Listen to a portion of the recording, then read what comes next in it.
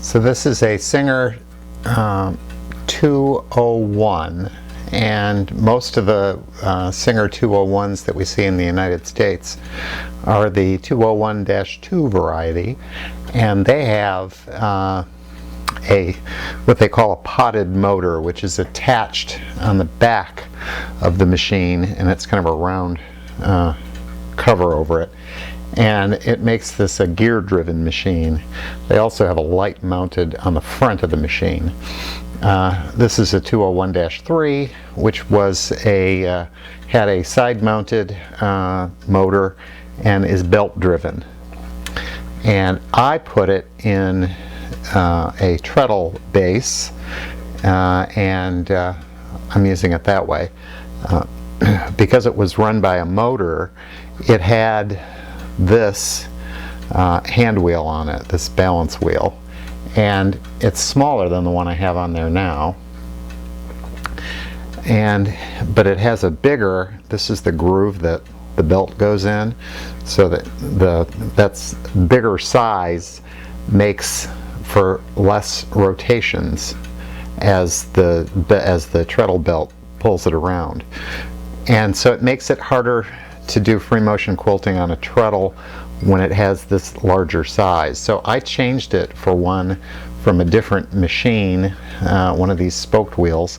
The wheel itself is bigger and heavier, but the pulley, the groove for the belt, is much smaller. So it's running better now in the treadle. I could easily put a motor back on it, and it would be fine as a motorized machine too. It's an interesting machine. It's one of the larger, let me see if I can zoom in here. I don't know if you can see this inside, how the bobbin is it's a drop-in bobbin, and it's a full rotary hook there, so that the outside makes a complete, and I shouldn't be doing that with this thread in here because now it's all going to tangle up in there. You shouldn't spin it around with thread in the needle and not be actually sewing. Anyway, so it makes a complete revolution. This pointed hook is what catches the thread as it passes across the needle and creates a stitch. So the bobbin case, or the bobbin, drops into the case, and there's a groove on the edge that has to go under, and then it comes up like that. This one turns towards you. Interesting, this machine, as opposed to many of the Singers, threads from right to left. So the needle gets put in a different position. You just have to get used to that. If you're used to sewing on a Singer 301 or a 221, you're used to threading it backwards, or what seems like backwards on all the other machines. I have let me zoom out again. You can see I have a thread spool that I've stuck on top here. My thread is in the back on a cone on a stand, and it comes across down to here, and so that thread spool is just holding that in place. And then I have a bent piece of metal here that I've wrapped the thread through a few times. That keeps a little bit of tension on that thread as it comes across and down into here, and that helps to keep extra thread from flying out here and causing problems when you're stitching. And I'm using a vintage Singer quilting foot, and this little bar here rides up and down on the needle clamp, and that makes the foot go up and down. I have tried a whole bunch of different types, and so far they've all worked. This one is from a vintage FAF machine that hooks over and it hops up and down. This is one that they call a Bigfoot. That works. Here's a generic metal hopping foot. That worked fine. Here's one where the foot is plastic. That one worked fine. Here's another plastic one that that goes over the bar and it hops up and down. They've all worked so far, so it seems to be not too picky about what kind of a free motion quilting foot you have on it. None of my other antique singers have feed dogs that drop. This one does. There's a lever on the bottom. You have to tip it up, and there's a little screw that you loosen up and push over, and it drops the feed dog. So on this one you can actually drop the feed dogs. If you have a machine that doesn't, it doesn't matter. You can make it work without. Some people will set the stitch length to 0 and leave the feed dogs up. That's usually how I do it. But it's not necessary to do that. If you've got the right foot, you can make it work. What I've done is I just marked some lines on the top here, and I've stitched on either side of them, and now I'm going to do feathers in the middle. This is going to be the bag, the side of a bag, a quilted bag, and I just thought I'd show you how the Singer 201-3 works. So I bring up the thread and get it under the foot there, and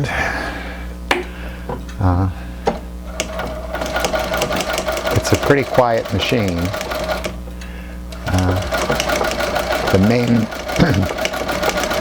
The main noise that you hear is the needle bar hitting that quilting foot.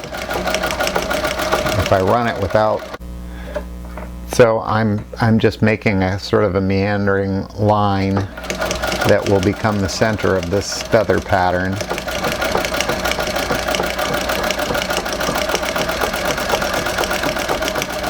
And when I get to the end, I make a loop. That'll be the terminate, or the beginning point of the feather. And then I work my way back down. And if I use the width of that foot, I can usually get a pretty consistent distance between stitches just by using the width of the foot to measure. My feathers always turn out better if I start out at the bottom and work my way up. So that's why I've worked my way back down here. And now I'm going to go up.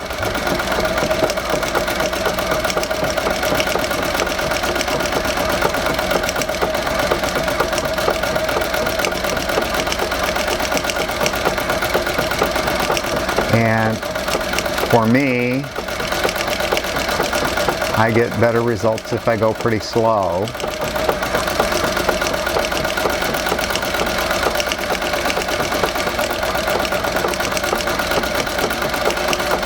The treadle base that I'm using today is in what's called a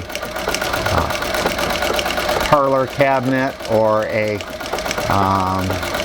no, there's another name they call them. Anyway, it's the kind that are fancy and fold all up and look like a piece of furniture. The wheel that runs the treadle, the flywheel, is smaller, so I can't get as much speed on this machine as I can on one with the bigger wheel. This one has the wheel's only about that big as opposed to like that big, so that really does make a difference. But I like to go slow, so I don't have a problem with that. And I think one of the things that most people have trouble with when they're doing free motion quilting and having issues is that they're trying to go too fast, because somehow it seems that you should, but I would disagree. I would say try it slower and see how that changes your results. Particularly, you want to go slow around curves. So at the ends here, when I'm making these loops, if I don't go nice and slow around there, it'll tend to make my stitches on the back look like a ladder, where they're not completely catching, because the machine does not form the stitches correctly before you push it out of the fabric out of the way. So I think slower is better, and it's certainly less stressful, I think, when you go slower. And I can go faster than I'm going right now, but just for demonstration purposes, I think it's better if I'm slow. And I'm trying to keep my hands out of the way, and I know that's not always the easiest thing in the world to see. But when I get my hands further away, my stitching isn't as nice either. I don't have as much control.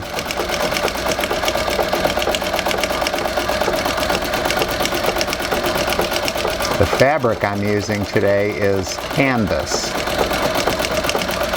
and I'm doing that because, again, this is going to be a tote bag, and I want it to be good and strong. So a heavyweight, pretty heavyweight fabric is a nice thing to have, and I like canvas for that, or others. I've actually got the backing fabric that I'm using is a upholstery weight fabric. There, you don't see it because it's a little bit smaller, because I'm going to trim this when I'm done, but there is batting in there as well, and that's a polyester batting that is helping to create loft and make the quilting design stand out better. And now I'm going to work my way back down to the bottom on the outside edge by doing lots of little swirlies to fill in the non-feathered parts, and that'll further help them to stand out more.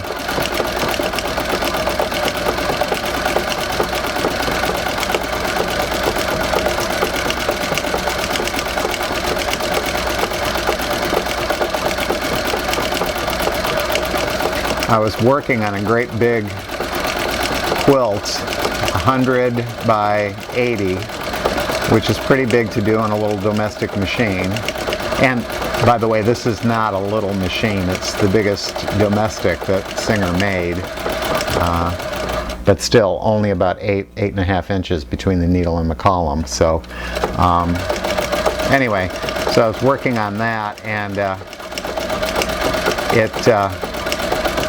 it does require a little jockeying around to the fabric and pulling and pushing and wadding it up, which is normally not a problem, but I just had surgery, and my abdomen is really sore from that, and stretching and pulling was a little much, so I'm taking it easy and doing something simple now.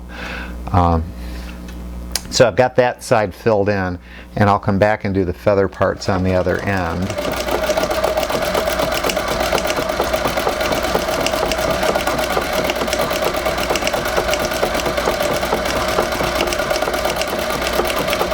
When you first start, you will probably feel awkward and that things don't want to move the way you want them to. One of the real secrets, I think, is practice, but the other thing is you really need to have the patience to spend some time with your machine and get your tension right. And that's as you're first learning what the machine likes and how it behaves, but that also applies to every time you start a new project. You're gonna want to do a few stitches, look at it front and back, determine whether or not you need more top or bottom tension, and do a lot of adjusting, because it's going to be different with each one. You're going to have different fabric thickness, different batting thickness, and you will need to adjust the tension really every time you make it a different quilt. Because I'm using heavy fabric, I've got a size 100 needle in here, and I'm using a 40 weight thread, and it's in a slightly contrasting color. It's sort of a goldish, kind of a greeny gold color.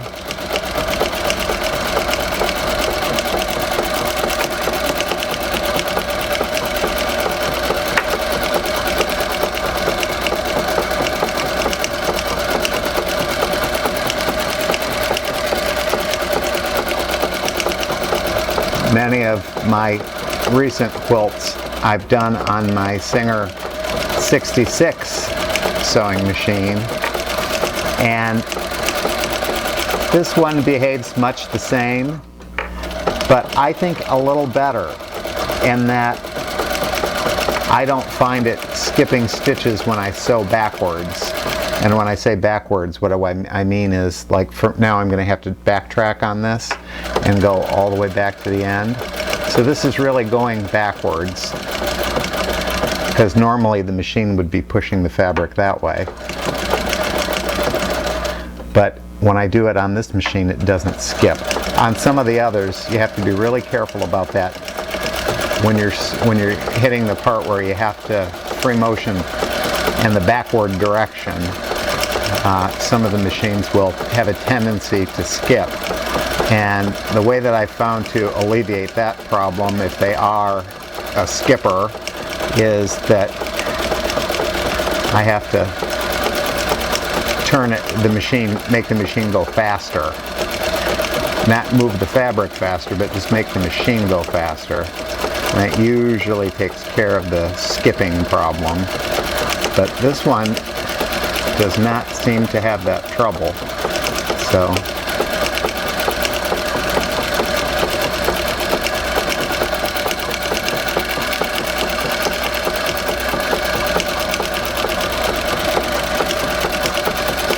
if you feel more comfortable wearing gloves as you work, they make quilting gloves, or you can use gardening gloves, anything with rubber tips in the fingers.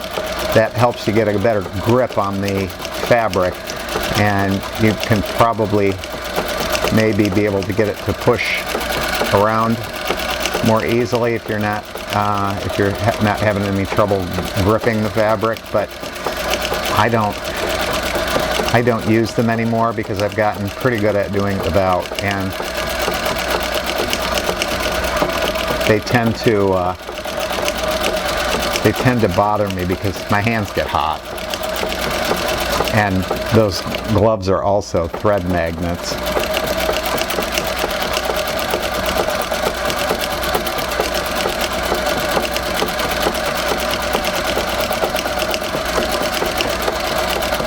And now I'll just go through and do the background fill on the rest of it.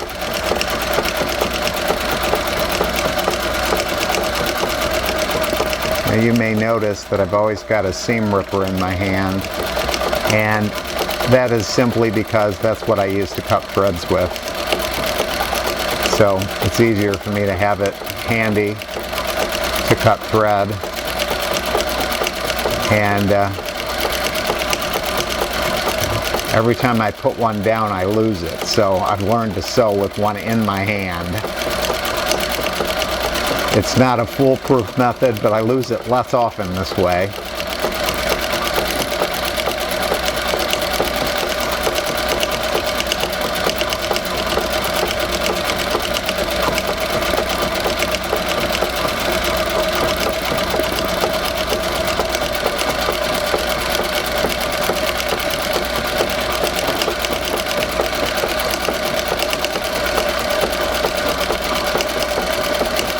And this background fill on this, I am not after total perfection. What I'm after is to push the background fabric down so it makes the quilting, my foot's coming loose, so it makes the quilting stand out more. I should probably use a screwdriver to set that foot in tighter, but I just usually set it by hand, and sometimes it works its way loose.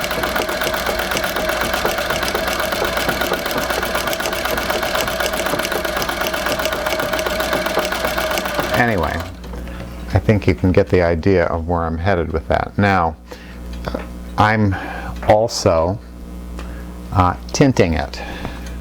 So here's one that the other side, and I've added some tinting with Derwent Inktense pencils. You color the pencils on and then use either a textile medium or water and brush over it, and it kind of makes the dye blend. This purse is going to be made with the bottom of the purse is going to be a green leather, and as are the I haven't decided for sure, but I think the sides and the zipper mechanism and on the top and the handle, so I wanted to add some green to it. So anyway, that's what I'm up to today, and that's how my new to me Singer 201-3 is working. Happy quilting.